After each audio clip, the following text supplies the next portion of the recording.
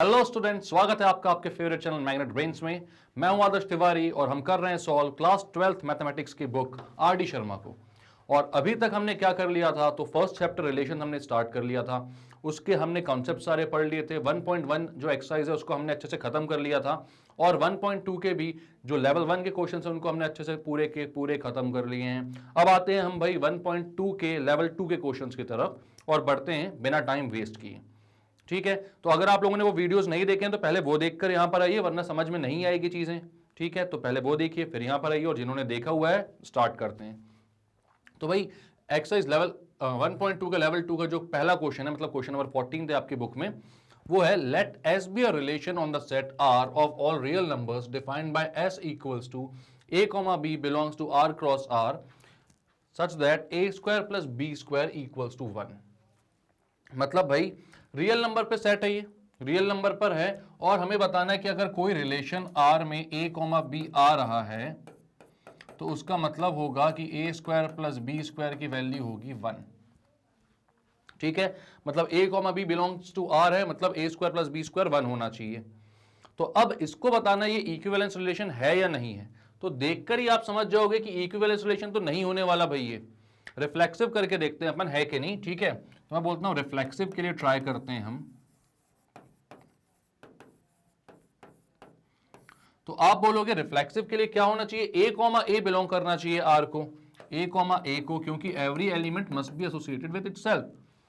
तो आप खुद सोचो, अब ये रियल नंबर पर है भाई सेट, 1 2 3 4 रियल नंबर होते हैं।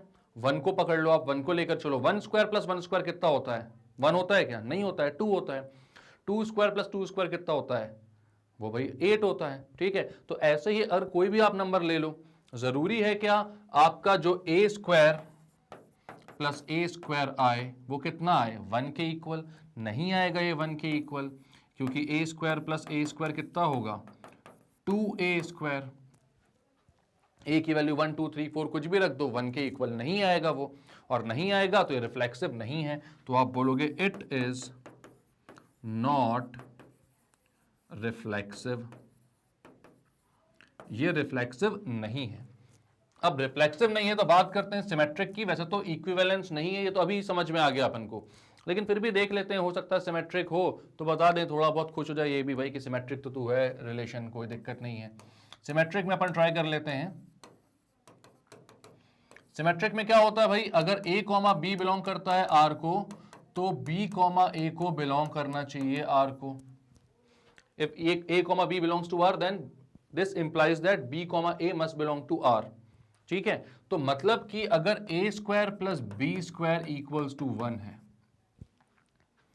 तो ये ऑब्वियस सी बात है कि भाई B square plus A square भी 1 के इक्वल होगा। वो क्यों, क्योंकि भाई a प्लस बी बोलो या b प्लस ए बोलो, बात एक ही होती है। तो यहां पर आप बोलोगे B square plus A square भी 1 के इक्वल है, मतलब b कॉमा ए जो होगा वो भी r को बिलोंग करेगा, b कॉमा ए भी r को बिलोंग करेगा। यानी कि बोलोगे यस इट इज सिमेट्रिक। मतलब हमने चला यहां से थे हम, a comma B belongs to r, ये क्या इंप्लाई करता है, A square plus B square equals to 1 होगा, और ये क्या इंप्लाई करता है कि B square plus A square भी 1 के इक्वल होगा। तो इससे क्या इंप्लाई होगा कि बी कॉमा ए भी आर को बिलोंग करता है, यानी अगर ए कॉमा बी बिलोंग करता है आर को तो बी कॉमा ए भी बिलोंग करता है आर को। मतलब कि क्या, मतलब ये कैसा हो गया, सिमेट्रिक हो गया। ठीक है, सिमेट्रिक हो गया। अब देखते हैं भाई कि रिफ्लेक्सिव है कि नहीं, सॉरी रिफ्लेक्सिव तो है, ट्रांजिटिव है कि नहीं। तो ट्रांजिटिव के लिए आ जाते हैं यहां पर।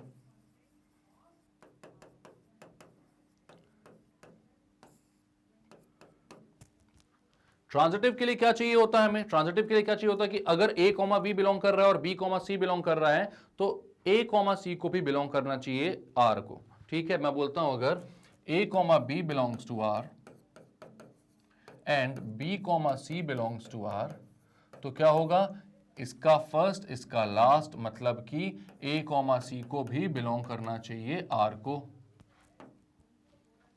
ठीक है, तो मतलब कि यहां पर क्या बोल रहा है ये कि A square plus B square होगा 1, बी स्क्वायर प्लस सी स्क्वायर होगा 1,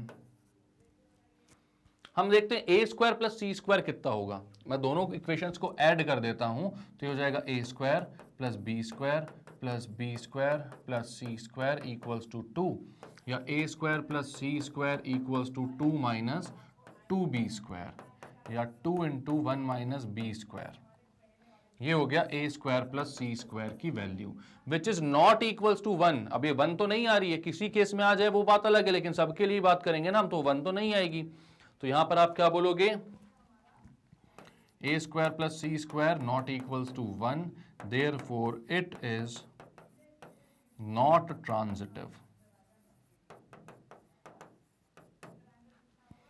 मतलब ये जो गिवन रिलेशन है भाई, ये हमारा ट्रांजिटिव नहीं है, ये रिफ्लेक्सिव भी नहीं है, सिमेट्रिक है, हाँ उससे कोई दिक्कत नहीं, हमको सिमेट्रिक है, ठीक है। तो आप बोलोगे the given relation it is, यहां पर ये लिख दो, द गिवन रिलेशन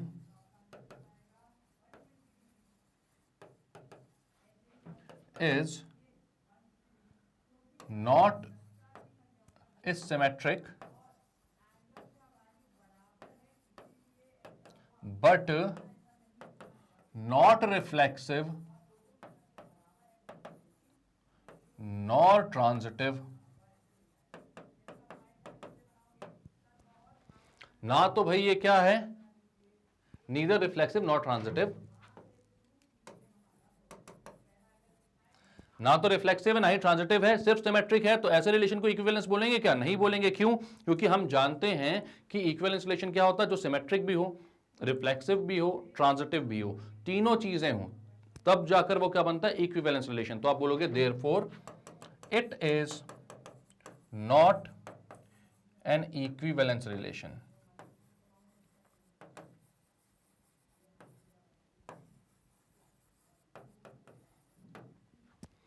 आई बात समझ कि ये इक्विवेलेंस रिलेशन नहीं है भाई। क्लियर है? क्या क्या किया अपन ने, एक बार और देखना चाहोगे आप? तो आपको ये क्या बोला हुआ था कि भाई A square plus B square equal to 1 है अगर A comma B belongs to R, मतलब आर रिलेशन में कोई एक ए कॉमा बी आते हैं तो उन दोनों के स्क्वायर का जो सम होगा वो 1 के इक्वल होगा। अब यहां पर क्या किया गया, अपन ने रिफ्लेक्सिव के लिए देखा तो भाई every element must be associated with itself. Reflexive अगर कोई हो रहा तो हर एलिमेंट को खुद से एसोसिएटेड होना चाहिए। तो मैंने बोला ए कॉमा ए बिलोंग करना चाहिए आर को, but A square plus A square 2a square आ रहा था जो कि 1 के इक्वल नहीं है। तो आपने क्या बोला, इट इज नॉट रिफ्लेक्सिव। इसके बाद आपने देखा सिमेट्रिक में अगर a कॉमा बी आता है आर में तो b कॉमा a को भी आर में आना चाहिए, उसका रिवर्स ऑर्डर्ड पेयर भी आना चाहिए। तो आपने क्या बोला, A square plus B square equals to 1। अगर a कॉमा बी आता है तो ए स्क्वायर प्लस बी स्क्वायर क्या होगा, 1 के इक्वल होगा। इसको आप B square plus A square equals to 1 भी बोल सकते हो, मतलब b कॉमा a भी r को बिलोंग करेगा। तो आप बोलोगे yes it is symmetric. Reflexive नहीं है, सिमेट्रिक है। ट्रांजिटिव भी देखने चले गए हम। तो हमने बोला a comma B belongs to R, b comma c belongs to R, a comma c belongs to R. तो आपको ए स्क्वायर प्लस यहां पर दिया कि भाई अगर a कॉमा बी आता है और b कॉमा सी आता है तो a कॉमा सी को भी आना चाहिए। तो ये दोनों अपन ने लिए कि हाँ आते हैं, और यहां पर अपन ने प्रूव करने के लिए आया कि a कॉमा सी भी आएगा। तो आपने ये जब लिया था a comma B belongs to R तो इसका मतलब था a square plus B square equals to 1, और जब आपने लिया था b comma c belongs to R तो उसका मतलब था b square plus C square equals to 1। तो अब यहां पर क्या हो जाएगा, आप दोनों इक्वेशंस को ऐड कर देते हो, ठीक है। ये इक्वेशन 1 है, ये इक्वेशन 2 है, यहां आपने किया है 1 प्लस 2, तो ये हो जाएगा A square plus 2b square plus C square, और उधर पर आ जाएगा 2b स्क्वायर को वहां पे दो तो ए स्क्वायर प्लस सी स्क्वायर की वैल्यू आएगी 2 into 1 minus b square which is not equal to 1। तो आप बोल दोगे इट इज नॉट ट्रांजिटिव। तो ना ही ये ट्रांजिटिव है ना ही ये रिफ्लेक्सिव है, सिर्फ सिमेट्रिक है, और ऐसे रिलेशन को हम इक्विवेलेंस नहीं बोल सकते, ठीक है। तो क्लियर है? क्लियर करते हैं इसको।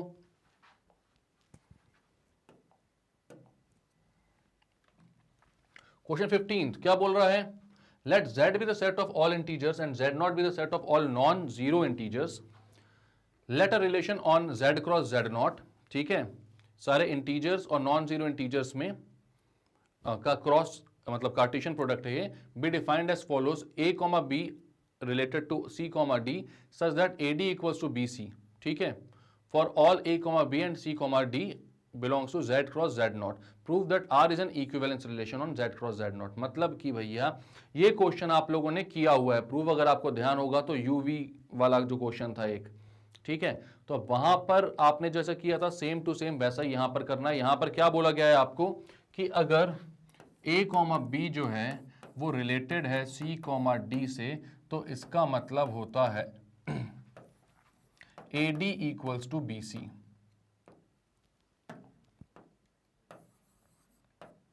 AD इक्वल्स टू BC मतलब ये प्रोडक्ट ऑफ एक्सट्रीम्स और प्रोडक्ट ऑफ मीन्स।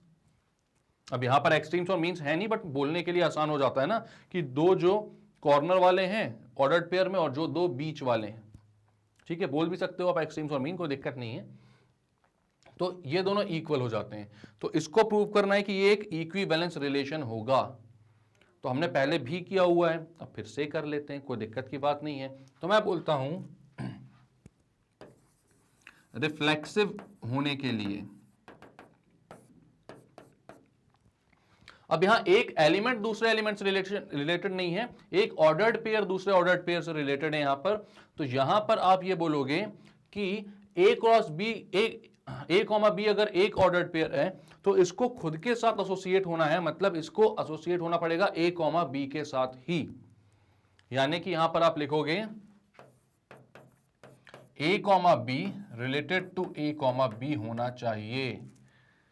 अब अगर ऐसा होता तो आप बोलते प्रोडक्ट ऑफ एक्सट्रीम्स मतलब ए बी को प्रोडक्ट ऑफ मीन्स मतलब बी ए के इक्वल होना चाहिए। अब आप बोलोगे इट इज ट्रू, क्योंकि 2 इंटू 3 बोलो या 3 इंटू 2 बोलो बात सेम होती है, इसलिए क्या हो जाएगा ये एक रिफ्लेक्सिव रिएक्शन, रिफ्लेक्सिव रिलेशन। ठीक है, कैसा है, रिफ्लेक्सिव है, क्योंकि ए कॉमा बी ऑर्डर्ड पेयर खुद के साथ कैसा है, एसोसिएटेड है। सी कॉमा डी ऑर्डर्ड पेयर करोगे तो वो भी खुद के साथ कैसा होगा, एसोसिएटेड होगा। सारे ही ऑर्डर्ड पेयर खुद के साथ एसोसिएटेड होंगे, इस रिलेशन को सेटिस्फाई करेंगे। ठीक है, तो ये कैसा होगा, रिफ्लेक्सिव रिलेशन होगा। इसके बाद आ जाते हैं सिमेट्रिक में।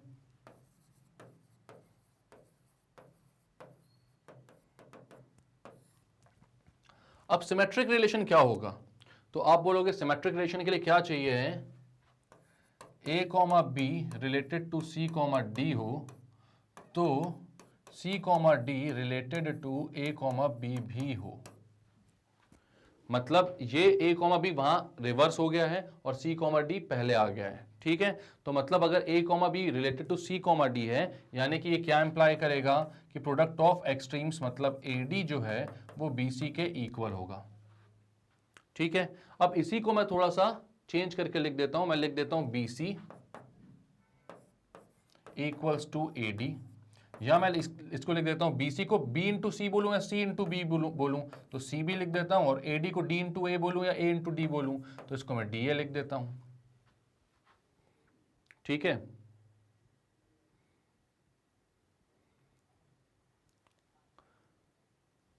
A D D a. ठीक है, तो अब यहां पर इसको ए डी मत लिखो, चलो डी ए मत लिखो, यहां पर ए डी रहने दो। क्यों ए डी रहने दो भैया, c d must be related to a B होना चाहिए, मतलब यहां पर कितना आना चाहिए था आपको, c b into d a. ठीक है, तो अपन ने कुछ मिस्टेक करी है यहां पर A D equals to B C होगा, A B related to C D. ठीक है, तो A D into B C. ठीक है, और C D related to B A B होना चाहिए था। ठीक है, यानी कि सी बी जो होगा उसको आना चाहिए डी ए के इक्वल। हाँ तो ठीक है, तो आ तो रहा है, लिखा तो था यहां पर, पता नहीं क्या सोचने लगता हूं मैं कई बार। B C equals to A D किया अपन ने क्या कर दिया, उसके बाद बी सी को सी बी लिखा, ए डी को डी ए लिखा। तो यहां से मैं बोल सकता हूं C comma D related to A comma B, C B equals to D A. आ तो रहा है। ठीक है, तो यहां पर ये चीज आ गई, मतलब कि A comma B related to C comma D से आपने स्टार्ट किया था, उसने इंप्लाई किया कि ए डी और बी सी इक्वल होंगे, बी सी को यहां लिया, ए डी को यहां लिया, दोनों को रिवर्स कर दिया, मतलब बी इंटू सी बोलो या सी इंटू बी बोलो बात एक ही होती है। ऐसे ही ए इंटू डी बोलो या डी इंटू ए बोलो बात एक ही होती है। तो आप क्या बोल सकते हो अब इसको, C A C D related to B A. क्यों, क्योंकि C D related to B A बोलोगे तभी तो सी इंटू बी होगा, मतलब सी इंटू बी होगा प्रोडक्ट ऑफ एक्सट्रीम्स, और product of means D into A होगा। जिसके इक्वल। ठीक है, तो अब ये हो गया, रिवर्स ऑर्डर भी हो गया, मतलब कि ये कैसा हो गया, सिमेट्रिक। It is symmetric.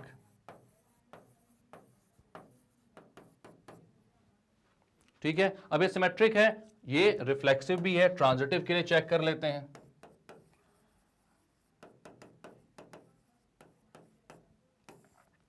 मैं बोलता हूं a comma B related to c comma d and c comma d जो है वो रिलेटेड है e कॉमा f से, तो ये क्या हो जाएगा, a कॉमा बी जो है वो भी e कॉमा f से रिलेटेड हो जाएगा। ये इनको भी रिलेट होना चाहिए, मतलब इसका फर्स्ट और इसका लास्ट। ठीक है, तो अब मैं यहां पर क्या बोलता हूं कि अगर a comma B related to c comma D है, मतलब आप बोलोगे AD इक्वल्स टू BC है, और c comma D related to e comma f है, तो CF इक्वल्स टू DE है। CF इक्वल्स टू DE है, दोनों को आप क्या कर दो, मल्टीप्लाई कर दो भाई। ठीक है, दोनों को आप मल्टीप्लाई कर दो तो क्या हो जाएगा, AD CF is equals to BC DE, C से C, D से D cancel, AF is equals to BE। अब यहां पर देखो आना कितना चाहिए था, अगर ये रिलेशन ट्रू करवाना था तो आना कितना चाहिए था, तो प्रोडक्ट ऑफ एक्सट्रीम्स AF और प्रोडक्ट ऑफ मीन्स BE, मतलब AF इक्वल्स टू BE तो लाना था हमें, वही तो लेकर आना था और वही आ चुका है हमारा। मतलब यहां पर आप क्या बोल सकते हो कि A कॉमा B जो होगा वो रिलेटेड होगा E कॉमा F से। तो हो गया भैया, ये भी प्रूव हो गया। तो अब आप क्या बोलोगे, हाँ भाई ये भी प्रूव्ड है, यानी कि इट इज ट्रांजिटिव।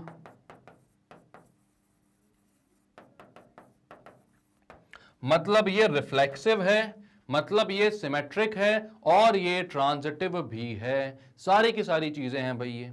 ठीक है, रिफ्लेक्सिव, सिमेट्रिक, ट्रांजिटिव सब कुछ है। तो आप क्या बोलोगे, therefore it is an equivalence relation.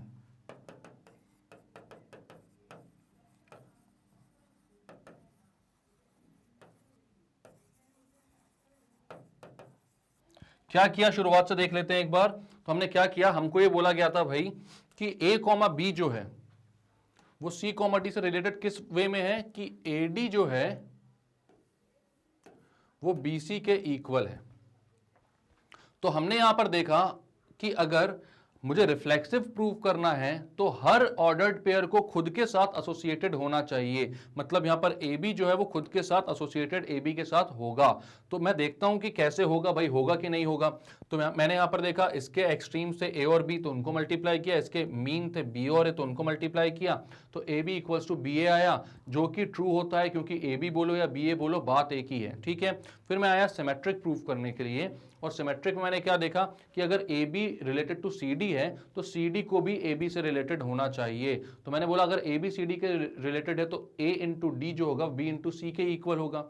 मैंने BC को यहां लिया, AD को यहां लिया, दोनों को रिवर्स कर दिया, तो CB is equals to DA आया, जो कि यहां से भी आ रहा था, इसके एक्सट्रीम्स और इसके मीन्स। तो CB इक्वल्स टू DA सही था, मतलब कि आपने बोला ये सिमेट्रिक भी है, कोई दिक्कत की बात नहीं है। अब आपने देखा ट्रांजिटिव के लिए, तो ट्रांजिटिव के लिए क्या था भाई, A कॉमा बी और C कॉमा डी रिलेटेड थे, और C कॉमा डी EF से रिलेटेड था। तो आपने सब, और आपको क्या बताना था उसके बाद कि A कॉमा बी जो होगा वो भी EF से रिलेटेड होगा, यानी आपको प्रूव करना था इसके एक्सट्रीम्स मतलब AF और इसके मीन मतलब BE के प्रोडक्ट कैसे होंगे, इक्वल। तो आपने सबसे पहले क्या लिखा, AD इक्वल्स टू BC और CF इक्वल्स टू DE, दोनों को मल्टीप्लाई कर दिया, जो चीज कैंसिल आउट हो रही थी कैंसिल आउट की, और आप पहुंच गए वहीं AF इक्वल्स टू BE तक, यानी कि ये ट्रांजिटिव भी है। मतलब तीनों चीजें हैं, तो ये कैसा रिलेशन हो गया, इक्विवेलेंस रिलेशन। बात क्लियर है, ये है इक्विवेलेंस रिलेशन। तो इसको भी करो क्लियर भाई, आगे चलते हैं। If R and S are relations on a set A, then prove the following। अब बोल रहा है कि R और S जो है वो रिलेशन है किसमें, एक सेट A में, तो हमें प्रूव करना है भाई, क्या प्रूव करना है, R intersection S and R union S are symmetric. अगर R एंड S सिमेट्रिक हैं तो ठीक है, मतलब पहला केस जो प्रूव करना है वो क्या करना है, R and S are symmetric implies that, मतलब R और S अगर सिमेट्रिक हैं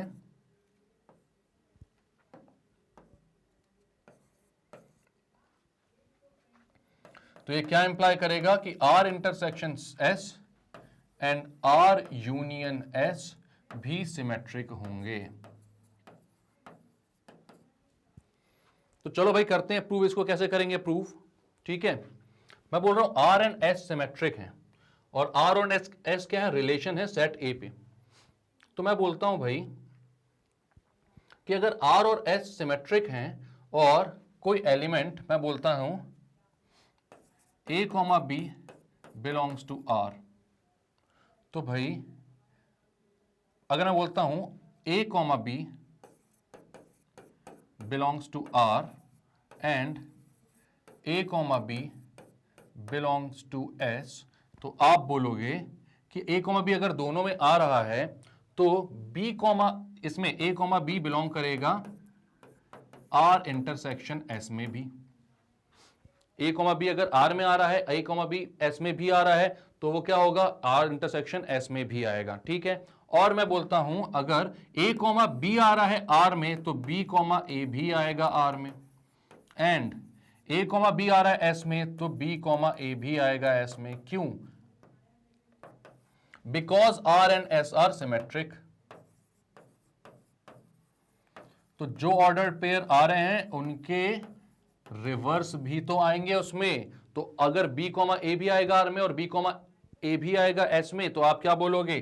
B, A जो है वो बिलोंग करेगा R इंटरसेक्शन S को भी। ठीक है, यानी कि आपने क्या बोल दिया? A, B बिलोंग कर रहा है अगर R इंटरसेक्शन S को, तो ये क्या इंप्लाई कर रहा है? ये इंप्लाई कर रहा है कि B, A भी R इंटरसेक्शन S को बिलोंग कर रहा है। मतलब कि R इंटरसेक्शन S कैसा है? सिमेट्रिक है। R इंटरसेक्शन S कैसा है? सिमेट्रिक है। क्लियर बात है? तो अब यहां पर ये सिमेट्रिक तो हो गया। इसके बाद मैं आता हूं भाई इसके यूनियन को, मतलब इंटरसेक्शन तो सिमेट्रिक हो गया, अब इसके यूनियन को भी सिमेट्रिक प्रूव करना है। इसके यूनियन को भी सिमेट्रिक प्रूव करना है, तो मैं यहां पर देखता हूं R यूनियन S। ठीक है, इसको भी सिमेट्रिक प्रूव करना है। तो अब यहां पर आप बोलते हो let A, B belongs to R और S। A, B दोनों में से किसी एक को बिलोंग करता है, तो इसका मतलब हो जाएगा A, B belongs to R union S। ठीक है, लेकिन अगर A, B बिलोंग करता है R और S को, तो आप बोल सकते हो यहां से कि B, A भी बिलोंग करेगा R और S को। क्यों बिलोंग करेगा भाई? क्योंकि R and S are symmetric.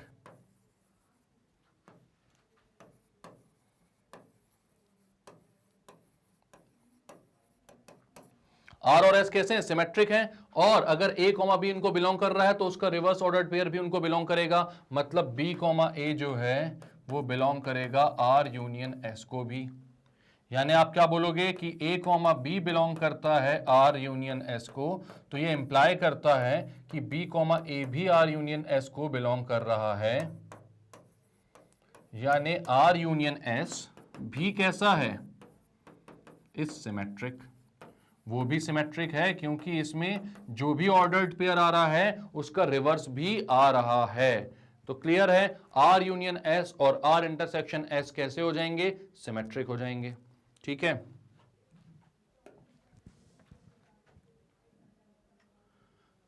ठीक है। अब दूसरा बताना है R is reflexive and S is any relation on R, S is any relation, R reflexive और S कोई भी रिलेशन है तो R यूनियन S भी रिफ्लेक्सिव होगा। ठीक है, तो अब इतना तो समझ में आ गया आपको क्या क्या किया था इसमें। हमें सबसे पहले बोला गया था कि अगर R और S दोनों सिमेट्रिक रिलेशन होंगे तो R इंटरसेक्शन S और R यूनियन S भी सिमेट्रिक होंगे। तो आपने क्या देखा कि भैया मैंने बोला लेट A, B बिलोंग करता है R को और A, B बिलोंग करता है S को भी। कोई ऐसा एलिमेंट है, ऐसे ऑर्डर्ड पेयर है जो R और S दोनों को बिलोंग करता है, तो वो R इंटरसेक्शन S को बिलोंग करेगा। लेकिन अगर ए कॉमा बी आर को बिलोंग करता है और ए कॉमा बी एस को भी बिलोंग करता है तो इनका reverse ordered pair B comma A भी बिलोंग करेगा आर और एस को। मतलब बी कॉमा ए भी आएगा आर इंटरसेक्शन एस में, यानी कि ए कॉमा बी जो है वो आर इंटरसेक्शन एस में आ रहा है और बी कॉमा ए जो है वो भी आर इंटरसेक्शन एस में आ रहा है। मतलब कि ये एक सिमेट्रिक रिलेशन हो गया। ठीक, अब ये ऐसे ही मैं बोलूंगा अगर ए कॉमा बी कोई एक ऑर्डर्ड पेयर है वो आर और एस में, इन दोनों में से किसी एक में भी आ रहा है, ठीक है, और तो हम बोल सकते हैं A comma B belongs to R union S. और सिमेट्री की प्रॉपर्टी से मैं बोल सकता हूं कि अगर ए कॉमा बी आर और एस में आ रहा है तो बी कॉमा ए इसका उल्टा भी आएगा, जिसमें भी आ रहा था वो आर में आ रहा था एस में आ रहा था ए कॉमा बी, तो उसका उल्टा भी आएगा उसी सेट में क्योंकि वो सिमेट्रिक सेट्स हैं। ठीक है, तो वहां पे लिख भी दिया अपन ने R and S are symmetric, तो उसका उल्टा आर और एस में आएगा, मतलब कि आर यूनियन एस में आएगा। यानी मैंने बोला अगर A comma B R union S में आ रहा है तो बी कॉमा ए भी आर यूनियन एस में आ रहा है, मतलब किसी ऑर्डर्ड पेयर का रिवर्स ऑर्डर्ड पेयर भी आ रहा है, तो वो कैसा रिलेशन हो गया, सिमेट्रिक। तो ए यूनियन बी मतलब आर यूनियन एस भी कैसा हो गया, सिमेट्रिक। आगे चलते हैं, देखते हैं इसके सेकंड पार्ट को क्या बोल रहा है। R is reflexive and S is any relation, कोई फर्क नहीं पड़ता, आर रिफ्लेक्सिव है तो R union S is reflexive. तो मैं बोलता हूं इफ आर इज रिफ्लेक्सिव तो ए क्रॉस ए के जो भी सेट ए है, ए क्रॉस ए में आने वाले सारे एलिमेंट जो भी होंगे ए बी सी सब कोई एक दूसरे से एसोसिएटेड होंगे आर में। ठीक है, तो आर इज रिफ्लेक्सिव तो आप बोलोगे A comma A will belong to R, मतलब every element associated with itself किसको बिलोंग करेगा, आर रिलेशन में आएगा क्योंकि वो रिफ्लेक्सिव है, ये डिफाइंड है हमारे लिए। ठीक है, तो अगर वो रिफ्लेक्सिव है तो मैं बोलता हूं कि देयरफॉर ए कॉमा ए जो है वो आर यूनियन एस में भी आएगा। क्यों, क्योंकि इसका मतलब होता है आर और एस, आर और एस। ठीक है, तो यहां पर आप बोलोगे ए कॉमा ए जो है वो आर यूनियन एस में भी आएगा, इसमें कोई दिक्कत की बात नहीं है। तो आप बोलोगे therefore R union S is reflexive. ऐसा क्यों, क्योंकि यूनियन जो होता है भाई किसी भी सेट का वो सारे एलिमेंट कंटेन करता है आर और एस के, मतलब वो एलिमेंट या तो आर में आ रहे हो या तो एस में आ रहे हो, तो यूनियन में वो आएंगे ही आएंगे। तो ए कॉमा ए आर में आ रहा था तो आर यूनियन एस में वो आएगा क्योंकि वो आर का एलिमेंट है। तो आर यूनियन एस में अगर ए कॉमा ए आएगा मतलब कि आर यूनियन एस में भी सारे नंबर्स जो होंगे वो एक दूसरे से कैसे होंगे, एसोसिएटेड होंगे, और एक दूसरे से अगर एसोसिएटेड होंगे तो वो कैसा होगा, रिफ्लेक्सिव रिलेशन होगा। तो आप बोलोगे R union S is reflexive. Clear हो गई बात, करें इसको क्लियर। बड़े भाई नेक्स्ट क्वेश्चन पे क्या बोल रहा है देख लें, क्वेश्चन नंबर 17। तो क्या बोल रहा है ये क्वेश्चन 17 क्या बोल रहा है भाई, if R and S are transitive relations on a set A then prove that R union S may not be transitive relation on A. यानी बोल रहा है कि आर और एस दो ट्रांजिटिव रिलेशन हैं किसी एक सेट पर, लेकिन हो सकता है कि आर यूनियन ए जो हो वो ट्रांजिटिव ना हो। तो बिल्कुल पॉसिबल, ऐसा क्वेश्चन किया भी हुआ है अपन ने, उसी क्वेश्चन को वापस से कर लेते हैं अपन। ठीक है, कैसे अपन, याद करो आपने एक सेट लिया था ए,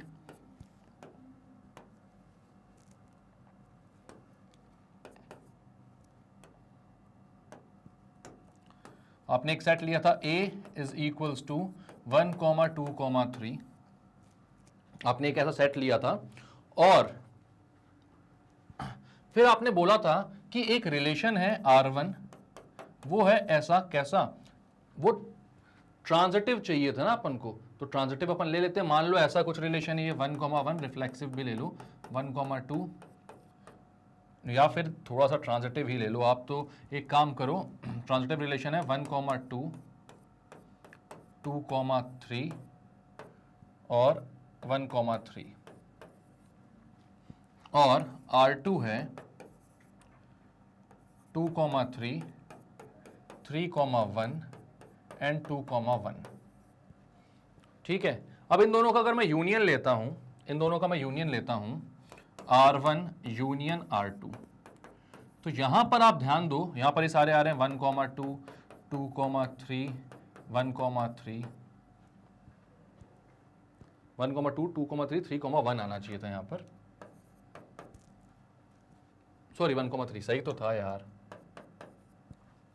1,2 2,3 तो 1 और 3 को लिंक होना चाहिए, 2,3 3,1 तो 2 और 1 को लिंक होना चाहिए, तो बिल्कुल सही है, ट्रांजिटिव है ये, कोई दिक्कत नहीं है इसमें, ठीक है। अब मैं आता हूं यहां पर 1,2 2,3 1,3 और 2,3 2,3 को दोबारा नहीं लिखते हैं अपन, एक ही बार काफी है, 3,1 2,1, ठीक है। अब यहां पर देखो 1,3 आ रहा है, इसका सेकंड एलिमेंट जो है इसका फर्स्ट है, गायब ही हो गया सेकंड बोला तो, ठीक है। इसका सेकंड एलिमेंट जो है वो इसका फर्स्ट एलिमेंट है, मतलब यहां पर a, b और b, c वाली बात आ रही, 1,3 आ रहा है, 3,1 आ रहा है, पर हमें चाहिए था क्या 1,1 भी आए, 1,1 भी आए भाई, इसका फर्स्ट और इसका लास्ट एलिमेंट भी आए, लेकिन 1,1 दिख रहा है यहां पर कहीं पर नहीं दिख रहा है, तो आप क्या लिखोगे 1,3 बिलोंग्स टू R, इसको मैं R सेट बोल देता हूं जो कि दोनों का यूनियन है, and 3,1 belongs to R, but 1,1 does not belongs to R, 1,1 belong नहीं करता R को, तो क्या बोलोगे आप कि भैया ये जो है ट्रांजिटिव नहीं है, तो बोलोगे therefore it is not transitive, ये ट्रांजिटिव नहीं है, ठीक है। क्लियर है आपको, तो ये ट्रांजिटिव नहीं है भाई। अब तो हमने क्या देखा कि दो ट्रांजिटिव सेट थे, क्यों 1,2 आ रहा था, 2,3 आ रहा था, तो 1,3 भी आ रहा था, 2,3 आ रहा था, 3,1 आ रहा था, तो 2,1 भी आ रहा था, तो ये दोनों ट्रांजिटिव सेट थे भाई, R1 and R2 are transitive.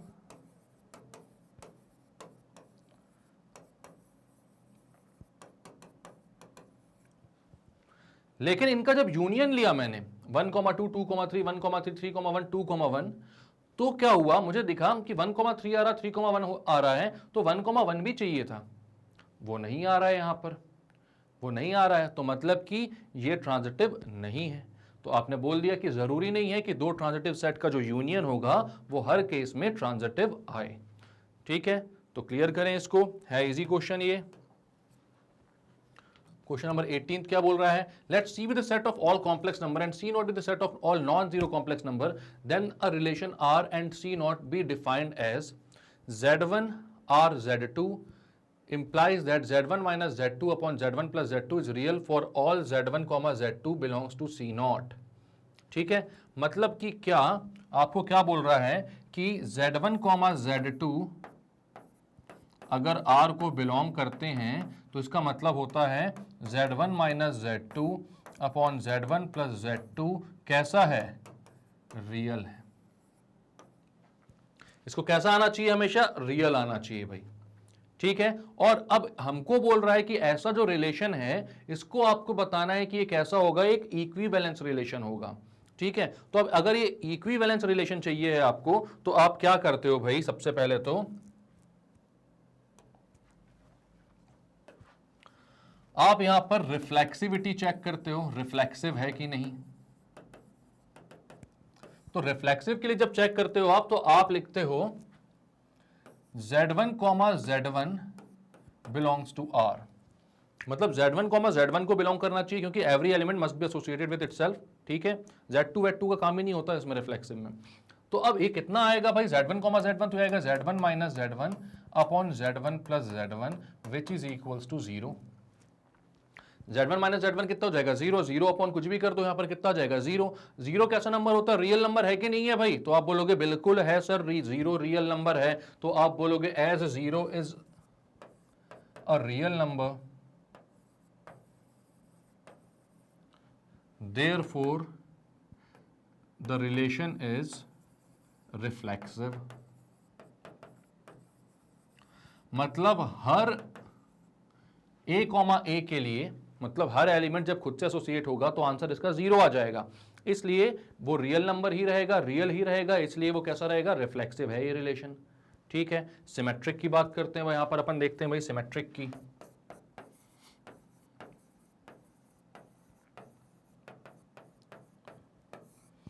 अब सिमेट्रिक की बात करूं मैं तो वहां पर हमें क्या करना पड़ता है, Z1 कॉमा Z2 जो है वो बिलोंग कर रहा है अगर R को, तो ये इंप्लाई करेगा कि Z2 कॉमा Z1 भी बिलोंग करे R को। मतलब Z1 कॉमा Z2 कर रहा है तो उसका रिवर्स ऑर्डर्ड पेयर मतलब Z2 कॉमा Z1 भी आना चाहिए इस रिलेशन के अंदर। तो अगर ऐसा है यहां पर, तो मैं देखता हूं सबसे पहले Z1 कॉमा Z2 आ रहा है क्या, मतलब Z1 कॉमा Z2 को मैं बोलता हूं ये आ रहा है तो Z2 कॉमा Z1 आएगा क्या, तो मैं बोलता हूं ये अगर आ रहा है तो Z1 minus Z2 upon Z1 plus Z2 कैसा होगा, कोई रियल नंबर, तो मैं रियल नंबर कोई भी बोल देता हूं X। ठीक है, तो यहां पर मैं बोलता हूं where X represents any real number. X किसको रिप्रेजेंट कर रहे हैं यहां पर, किसी भी एक रियल नंबर को। X रिप्रेजेंट कर रहे हैं किसी भी एक रियल नंबर को। ठीक है, तो अब मैं बोलता हूं अगर X किसी भी एक रियल नंबर को रिप्रेजेंट कर रहा है तो अगर मैं यहां पर बोलूं Z2 माइनस Z1 मतलब माइनस से मल्टीप्लाई कर दूं दोनों जगह पर, मल्टीप्लाइंग बाय -1। ठीक है, तो ये कितना हो जाएगा, यहां पर लिख भी देता हूं पहले, मल्टीप्लाइंग बाय -1 बोथ साइड ना, तो कितना हो जाएगा, यहां पर हो जाएगा -Z1 minus Z2 upon Z1 plus Z2 equals to minus का X। या मैं बोल सकता हूं इस माइनस को अंदर भेजूंगा तो ये हो जाएगा Z2 माइनस Z1 अपॉन, इसको भी मैं क्या लिख देता हूं Z2 plus Z1, Z1 plus Z2 बोलो या Z2 प्लस Z1 बोलो, बात एक ही रहेगी। ठीक है, इक्वल्स टू माइनस X। अब आप एक बात बताओ, X रियल था तो माइनस X क्या होगा, वो भी तो रियल होगा ना, माइनस का X भी रियल होगा। अगर X रियल है तो माइनस का X भी रियल होगा, तो आप क्या बोलोगे, minus X is a real number because X is real, therefore आप बोलोगे Z2 minus Z1 upon Z2 plus Z1 भी कैसा है, रियल। यानी कि क्या, जब Z1 कॉमा Z2 आ रहा था उस रिलेशन में, Z1 कॉमा Z2 आ रहा था रिलेशन में, तो आ रहा था अपने पास Z1 minus Z2 upon Z1 plus Z2। तो अब अपने पास क्या आ रहा है, Z2 minus Z1 upon Z2 plus Z1, यानी कि Z2 कॉमा Z1 बिलोंग करेगा रिलेशन को। क्लियर है बात, Z2 कॉमा Z1 बिलोंग करेगा रिलेशन को। तो अब यहां पर आप बोलोगे कि Z1 comma Z2 belongs to the relation and Z2 comma Z1 भी बिलोंग करता है रिलेशन को। तो ये कैसा है, सिमेट्रिक है। चलो भाई, तो ये सिमेट्रिक भी हो गया, इसमें कोई दिक्कत की बात, परेशानी की बात नहीं है। रिफ्लेक्सिव था, सिमेट्रिक भी हो गया। और क्या चाहिए आपको, तो आपको चाहिए ट्रांजिटिव। तो ट्रांजिटिव के लिए देख लेते हैं।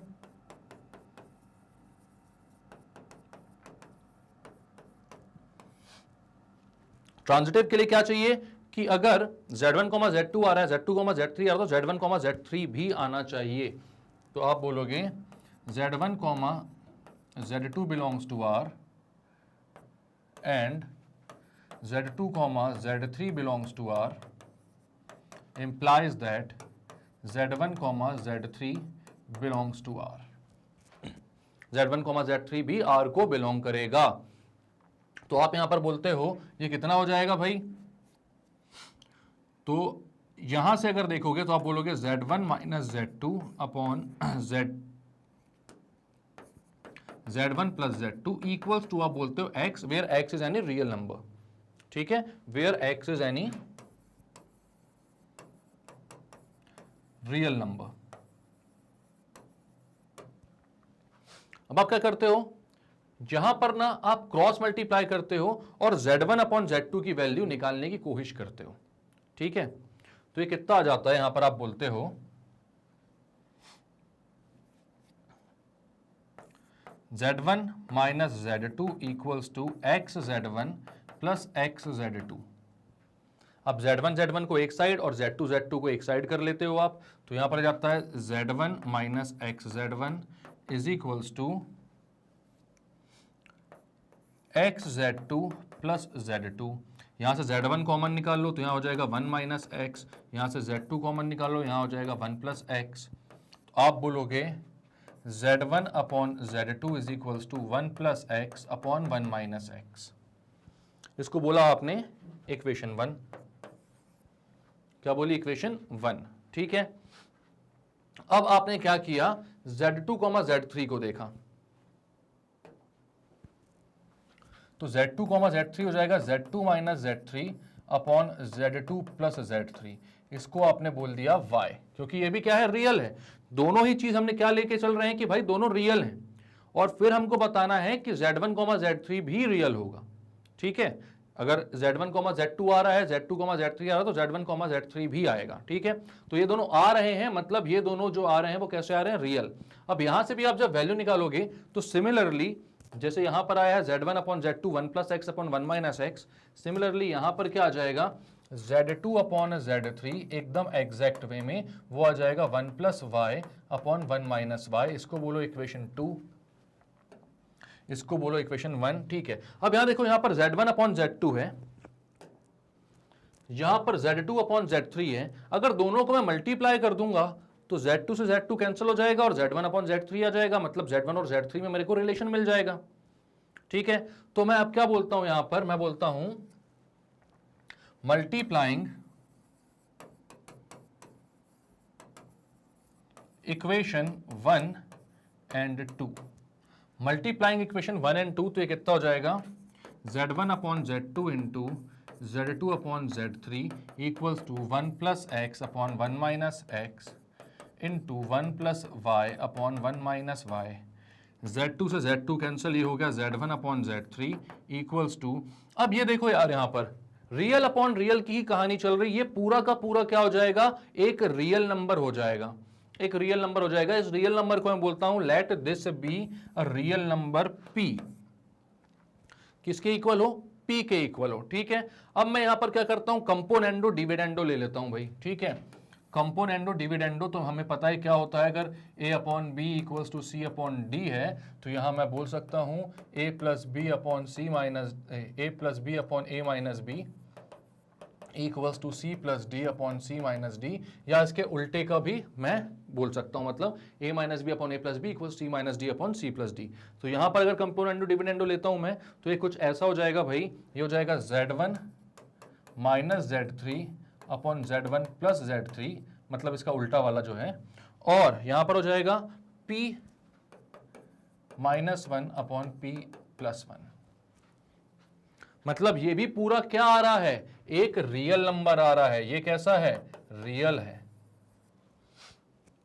ये कैसा है, रियल है। तो अगर वो रियल है तो आप बोलोगे भाई कि Z1, Z3 भी बिलोंग करेगा किसको, रिलेशन R को। तो आप बोलोगे Z1, Z3 belongs to relation R, because ये जो रेशियो आ रहा है इनका वो रियल आ रहा है। और R का क्राइटेरिया सिर्फ इतना ही था, क्या, कि भाई ये Z1 minus Z3 upon Z1 plus Z3 कैसा आ जाए, रियल आ जाए।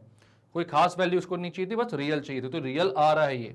ठीक है, तो देख लो भाई ये क्या हो गया कि Z1, Z3 belongs to R, तो मतलब देयरफॉर आप बोलोगे इट इज ट्रांजिटिव। अब ट्रांजिटिव भी है, रिफ्लेक्सिव भी है, सिमेट्रिक भी है, तो क्या बोलोगे, it is an equivalence relation. कैसा रिलेशन है ये, एक इक्विवेलेंस रिलेशन है। क्लियर हो गई बात। देख लेते हैं भाई शुरुआत से कि क्या क्या किया है इसमें आपने मेहनत। आपको बोला था कि Z1, Z2 belongs to R का मतलब है Z1 minus Z2 upon Z1 plus Z2, और ये जो है ये कितना आएगा, रियल आएगा। इसका मतलब है कि ये जो है ये रियल है, ये रिलेशन है। ठीक है, तो आपने क्या बोला कि ठीक है भाई इसको प्रूव करने की कोशिश करते हैं हम। तो सबसे पहले आपने रिफ्लेक्सिव के लिए प्रूव करना स्टार्ट किया। तो रिफ्लेक्सिव में मालूम है कि हर एलिमेंट को खुद से ही एसोसिएट होना चाहिए। जैसे Z1, Z2 belongs to R था, तो रिफ्लेक्सिव के लिए आप दोनों को क्या ले लोगे, Z1 ले लोगे। तो यहां पर जो रिलेशन था Z1 minus Z2 upon Z1 plus Z2, उन दोनों में आपने Z1 ही रख दिया। तो Z1 माइनस Z1 कितना हो गया, तो वो हो गया 0। ठीक है, अब 0 क्या होता है, एक रियल नंबर होता है, और इनको रियल ही चाहिए था, मतलब कि हाँ ये रिफ्लेक्सिव है क्योंकि रियल आंसर आ रहा है। ठीक है, सिमेट्रिक में मैंने बोला कि Z1, Z2 बिलोंग करता है R को, मतलब Z1 minus Z2 upon Z1 plus Z2 जो होगा वो रियल होगा। तो Z2, Z1 भी बिलोंग करेगा अगर R को, तो सिमेट्रिक हो जाएगा ये। तो मैंने बोला कि अगर ये रियल है तो मैं इसको x से इक्वेट करता हूं, दोनों साइड -1 से मल्टीप्लाई कर देता हूं। तो यहां पर ये क्या हो जाता है, -Z1 minus Z2 upon Z1 plus Z2 equals to -x। इस माइनस को अंदर मल्टीप्लाई करूंगा तो Z2 पहले आ जाएगा, तो Z2 minus Z1 upon Z2 plus Z1। इसका मतलब क्या हुआ, Z2, Z1 भी रियल है, यानी कि Z2, Z1 भी R को बिलोंग करता है, यानी ये इक्वेशन कैसी, ये जो रिलेशन है वो कैसा हो गया, सिमेट्रिक, क्योंकि Z1, Z2 कर रहा था तो Z2, Z1 भी कर रहा है। ठीक है, अब आप आते हो ट्रांजिटिव के लिए। ट्रांजिटिव के लिए आपने बोला कि Z1, Z2 कर रहा है, Z2, Z3 भी कर रहा है, तो हमको प्रूव करना अगर ये दोनों कर रहे हैं, इस रिलेशन को सेटिस्फाई, मतलब इस रिलेशन में आ रहे हैं, तो Z1, Z3 भी आएगा। तो आपने क्या बोला, Z1 minus Z2 upon Z1 plus Z2 को x ले लिया।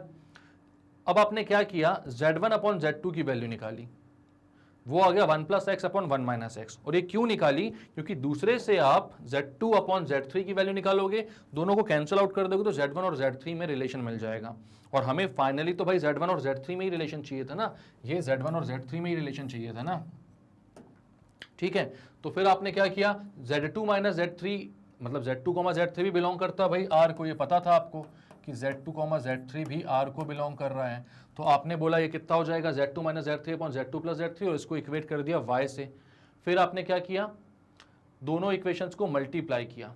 ठीक है, मतलब इसको भी आपने Z2 अपॉन Z3 के फॉर्म में ले आया, 1 plus y upon 1 minus y, दोनों इक्वेशंस को मल्टीप्लाई किया, Z2 से Z2 कैंसिल हो गया, Z1 अपॉन Z3 की वैल्यू आ गई, 1 plus x upon 1 minus x real होगा, 1 plus y upon 1 minus y भी रियल होगा, क्योंकि 1 भी रियल है, वाई भी रियल है, सब कुछ रियल रियल है, रियल अपॉन रियल ही है। ठीक है, तो इसको मैंने P बोल दिया, जो कि एक रियल नंबर है। उसके बाद मैंने क्या किया, कंपोनेंडो डिविडेंडो लिया। क्या लिया, componendo and dividendo, ratio and proportion में पढ़ा होगा ये आप लोगों ने। ठीक है, ऊपर जो प्रॉपर्टी लिखी होती है यही होती है इसमें। तो फिर क्या आ गया, ये Z1 minus Z3 upon Z1 plus Z3, मतलब Z1, Z3 भी बिलोंग करता है R को, क्योंकि ये भी रियल आया। तो फाइनली हमने तीनों चीजें प्रूव कर दी, ये रिफ्लेक्सिव भी है, सिमेट्रिक भी है, ट्रांजिटिव भी है, इसलिए ये जो रिलेशन है कैसा निकला, एक इक्विवेलेंस रिलेशन। ठीक है, तो क्लियर करें अपन इसे, और इसको भी करते हैं क्लियर। तो हो गया भैया आपका 18 क्वेश्चन सॉल्व। दिख थोड़ा सा टफ सा रहा है, लेकिन अगर आप सोचोगे तो इतना ज़्यादा टफ ये है नहीं, इजी क्वेश्चन है। ठीक है, पूरा का पूरा चैप्टर ही इजी है बहुत ये वाला। तो 12th में अगर ये चैप्टर आपने अच्छे से कर लिया तो ये स्कोर तो आपको लाकर देगा ही देगा। ठीक है, चलो भाई, तो अब आपके लॉन्ग आंसर टाइप क्वेश्चन भी खत्म हो गए हैं, यानी आपकी एक्सरसाइज 1.2 पूरी तरीके से खत्म हो चुकी है।